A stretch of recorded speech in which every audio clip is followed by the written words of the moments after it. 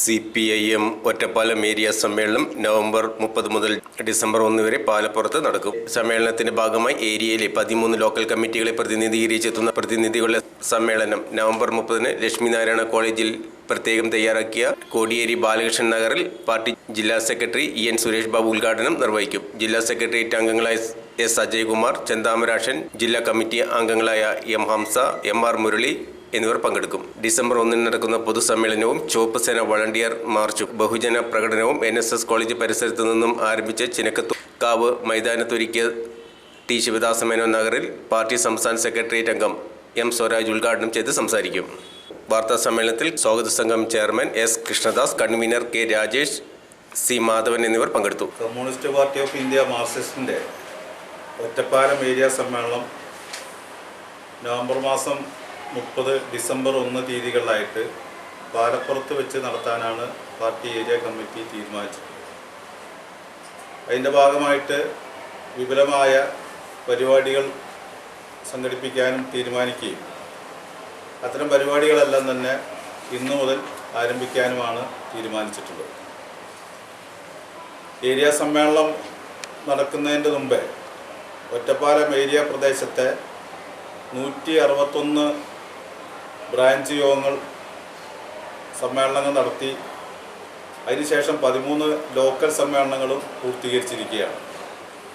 Branch സമ്മേളനങ്ങളിൽ നിന്ന് തിരഞ്ഞെടുക്കപ്പെട്ട പ്രതിനിധികളാണ് ലോക്കൽ സമ്മേളനത്തിൽ പങ്കെടുക്കുകയും ആ ലോക്കൽ സമ്മേളനമാണ് പുതിയ സെക്രട്ടറിയെയും അതുപോലെ ഏരിയ സമ്മേളന ലോക്കൽ കമ്മിറ്റി അംഗങ്ങളെയും അതുപോലെ ഏരിയ സമ്മേളന പ്രതിനിധികളെയും തിരഞ്ഞെടുത്തിട്ടുള്ളത്.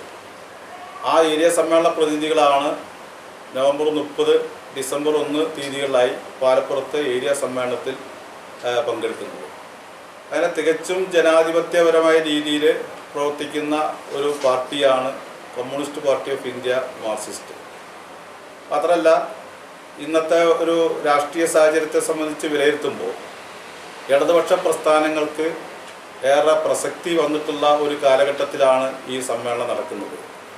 പൊതുവേ നമുക്കറിയാം, നമ്മുടെ രാജ്യത്ത് ഇടതുപക്ഷ പ്രസ്ഥാനങ്ങൾക്ക് പ്രസക്തിയില്ല എന്ന് പൊതുവെ രാഷ്ട്രീയ എതിരാളികളും അതിനെ അടിസ്ഥാനപ്പെടുത്തിക്കൊണ്ട് മാധ്യമങ്ങളെല്ലാം തന്നെ ചർച്ച ചെയ്യുമ്പോൾ, അല്ലെങ്കിൽ ജനങ്ങളുടെ ഇടയിലേക്ക് ആ രൂപത്തിലുള്ള പ്രചരണം ഉയർത്തിക്കൊണ്ടുവരുമ്പോൾ അതിനെല്ലാം വളരെ കൃത്യമായ മറുപടിയായിരുന്നു 2024 ലോക്സഭാ തെരഞ്ഞെടുപ്പുമായി ബന്ധപ്പെട്ട് ഇടതുപക്ഷം നടത്തിയിട്ടുള്ള പ്രവർത്തനത്തിൻ്റെ അടിസ്ഥാനത്തിൽ തന്നെ നമ്മുടെ രാജ്യത്തെ BJPയുടെ നേതൃത്വത്തിലുള്ള ഗവൺമെൻറ്റിൻ്റെ ആ പ്രവർത്തനങ്ങൾ വിലയിരുത്തുന്നതിൻ്റെ ഭാഗമായിട്ട് BJPക്ക് കനത്ത തിരിച്ചടി ഉണ്ടാകുന്ന ഒരു സാഹചര്യം സൃഷ്ടിക്കപ്പെട്ടിട്ടുള്ളത്.